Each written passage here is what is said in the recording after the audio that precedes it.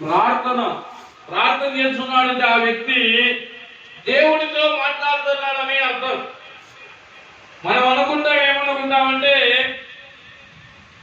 ఎవరినైనా అడిగినా మనకు ఏమంటారు, ఏం చేస్తున్నామన్నా అంటారు.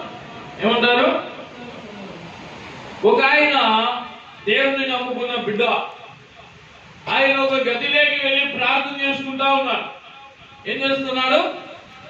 గదిలోకి వెళ్ళి తలుపు వేసుకొని ప్రార్థన చేస్తా ఉన్నాడంట. ఆ మధ్యలో ఒక ప్రధానమంత్రి గారు ఫోన్ చేసి ఆయనతో మాట్లాడాలి అంటే ఆయన ఎక్కడున్నాడు? దేవుని దగ్గర ప్రార్థన చేసుకుంటా ఉన్నాడు. ఎక్కడున్నాడు? ఈ వ్యక్తి ఎత్తినాడు పిఏ, అయ్యా మీ సార్ ఏదంటే మా సార్ వేరే చోట ఉన్నాడు, పనిలో ఉన్నాడు, మరలా చేయమని చెప్పినాడు. ఏం చెప్పినాడు? మరలా చేయమంటే ఈయన కోపం వచ్చింది. ఏమొచ్చింది? కోపం వచ్చి